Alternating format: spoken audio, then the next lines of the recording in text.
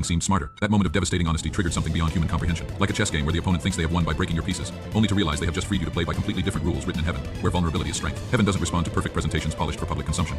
Heaven responds to authentic desperation that bleeds truth. Heaven responds to honesty that costs something, that risks something, that reveals something real about who you are when the cameras stop rolling. One moment of real vulnerability carries more power than a lifetime of beautiful facades that fool everyone but touch no one. One instant of authentic brokenness shifts more in the spirit realm than years of religious performance that looks impressive but changes nothing. Stop apologizing for your scars. Stop treating your wounds like they are evidence of failure instead of proof of survival. Stop comparing your behind the scenes reality to everyone else's highlight reel that has been edited to remove every trace of struggle. Heaven isn't looking for your strength. Heaven already has unlimited power. Heaven is looking for your surrender, your willingness to let go of the image you have been protecting and the control you have been grasping with white knuckles. And today, you surrendered something precious and terrifying.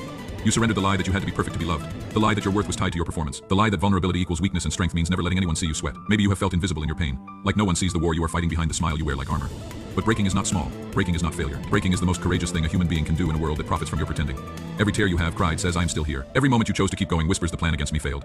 Every time you let yourself be seen in your brokenness, heaven leans forward and declares they are ready for their miracle. You underestimate your own courage because you have been living in it so long you think it is normal.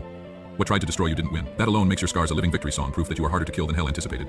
And now it is not just about surviving anymore. It is about thriving from the inside out. When God weeps over your story, it is not just sorrow, it is preparation.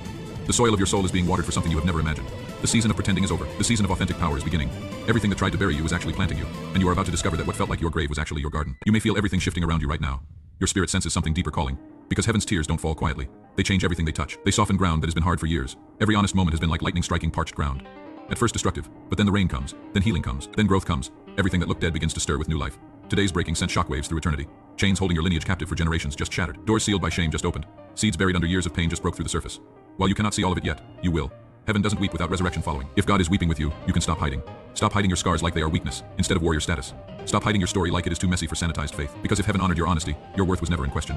You might have been taught to only celebrate when you have it together, but heaven celebrates when you finally admit you are falling apart.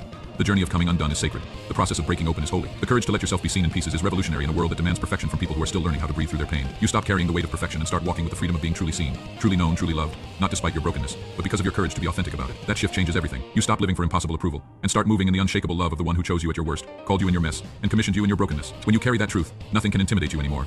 Because if God weeps over your story, it means your story matters more than you have ever dared to believe.